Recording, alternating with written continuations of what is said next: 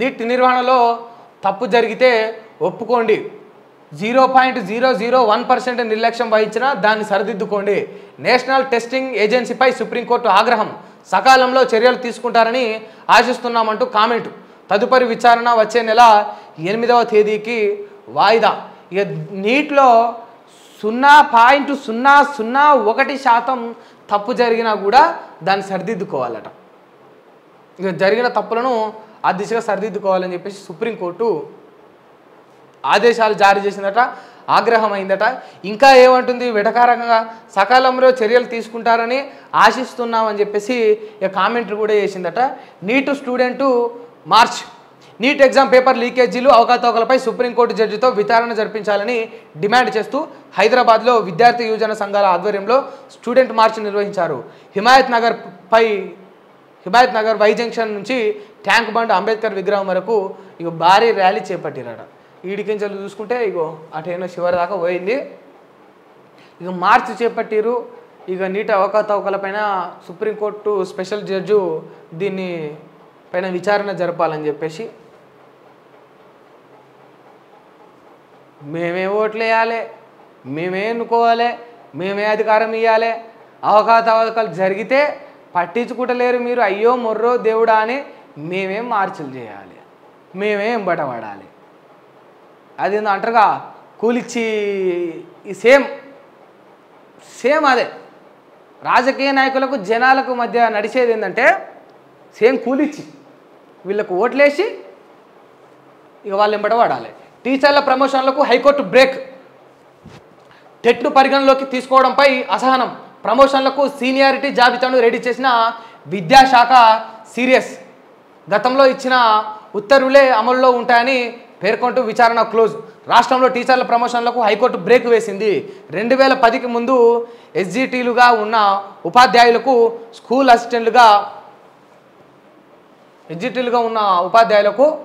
School అసిస్టెంట్లుగా promotion కల్పించేందుకు TET అర్హతను పరిగణలోకి తీసుకోకుండా సీనియారిటీ జాబితాను రూపొందించడంపై ఆగ్రహం వ్యక్తం చేసింది. ఈ అంశంలో పాఠశాల విద్యాశాఖ కమిషనర్ శ్రీ దేవసేనపై హైకోర్టు ఆగ్రహం వ్యక్తం చేసింది. 2010కి ముందు ఉన్న టీచర్లకు టెట్ను పరిగణలోకి తీసుకోవద్దంటూ సింగిల్ జడ్జి ఇచ్చిన ఉత్తర్వులను డివిజన్ బెంచ్ రద్దు చేసి తిరిగి సింగిల్ జడ్జికి పంపిన విషయం తెలిసి కూడా ప్రమోషన్స్ ఎలా చేపడతానని ప్రశ్నించింది.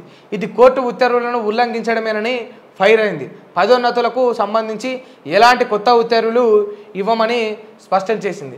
అయితే ఏం చేయాలి, 2010కి ముందు ఎస్టీజీలుగా ఉన్న ఉపాధ్యాయులకు స్కూల్ అసిస్టెంట్లుగా ప్రమోషన్ కల్పించేందుకు టెట్ అర్హతను పరిగణలోకి తీసుకోవాలి.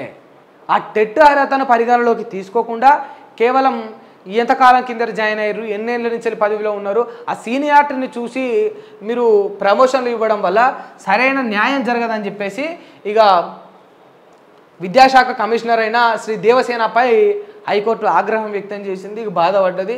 ఇక అవకతవకలు జరపడానికి ఎక్కువ ఉంటుంది. వయసు ఎక్కువ ఉన్న వాళ్ళకి ఏముంటుంది, సారో 10 ఇస్తే అయిపోతుంది మీదే అంటారు. తర్వాత మళ్ళీ రిటైర్ అయ్యేలోపు దండుకుంటారు.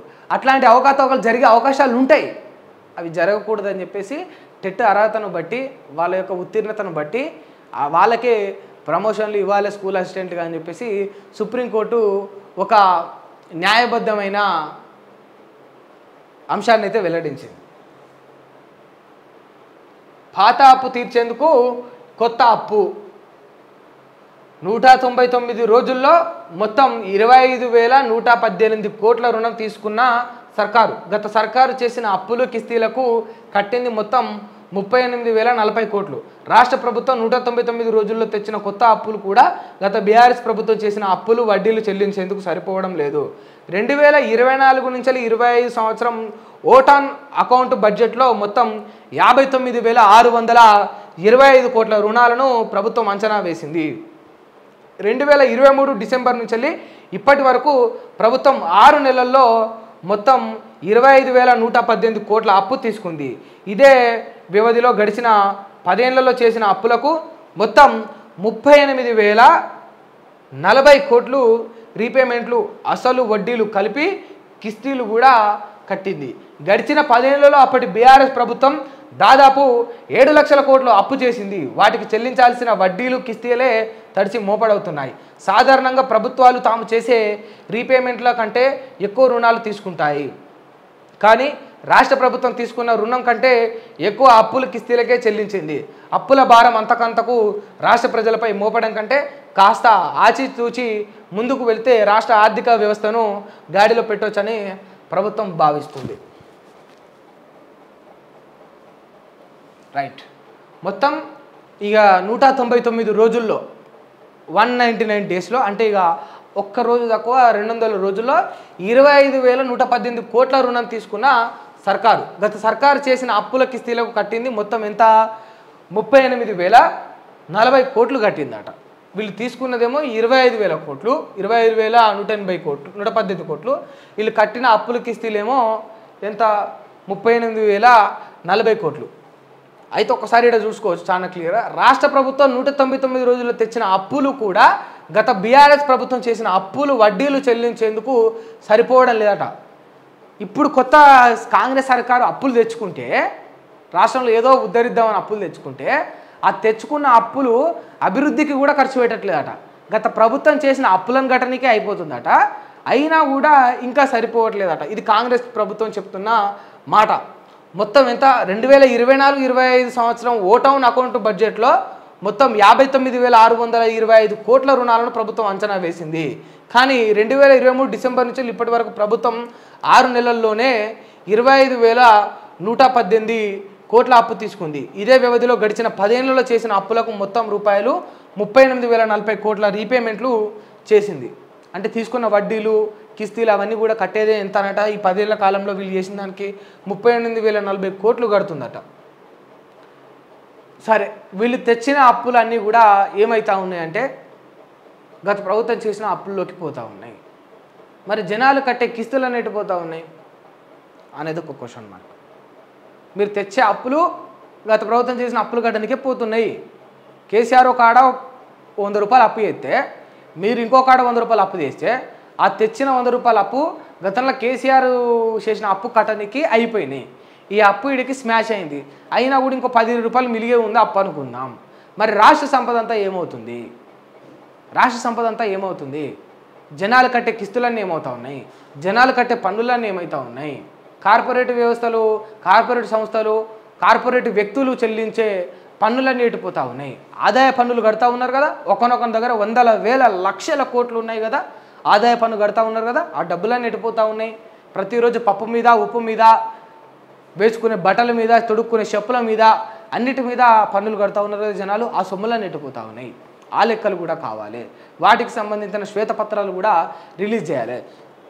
మీకు జనాలు ఇచ్చిన డబ్బెంత? రాష్ట్ర ప్రభుత్వాలు, రాష్ట్ర ప్రజలు ఈ రాష్ట్ర ప్రభుత్వానికి ఇచ్చిన డబ్బెంత పన్నుల రూపకంగా?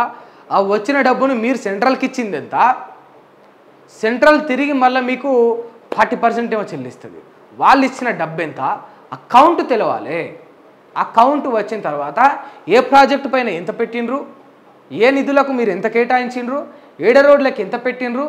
కేవలం గత ప్రభుత్వం అప్పులు, మీరు చేసిన అప్పులే కాదు, మాకు ఆదాయాలు కూడా కావాలి.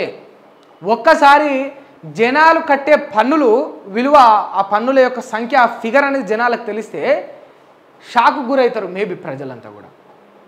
తెలియకుండా ఈ 4-4.5 కోట్ల జనాభా అంతా కూడా కలిసి అన్ని కోటాను కోట్లు కడతా ఉన్నారు పన్నుల రూపకంగా. ఆ లెక్కలు కూడా కావాలి. కేవలం అప్పులే కాదు కదా, కొంత ఆదాయం కూడా ఉంటుంది కదా. ఆదాయాలన్నీ ఏమవుతా ఉన్నాయి? పెట్రోల్ పోసుకుంటే పెట్రోల్ పైన కొంత అదనంగా అమౌంట్ చెల్లిస్తాం. అది కూడా ప్రభుత్వం దగ్గరికి పోతుంది. ఇక గతంలో ఎవడో 28 రూపాయలు ఏదో కేటీఆర్ జేబులోకి పోయినాయి అన్నాడు. మరి అదే 28 రూపాయలు ఇప్పుడు కాంగ్రెస్ వాళ్ళ జేబులోకి పోతున్నట్టే. ఇక అటువంటి కొన్ని ఉన్నాయి అంశాలు. ఇక తవ్వుకుంటే మళ్ళీ తవ్వినా అంటారు.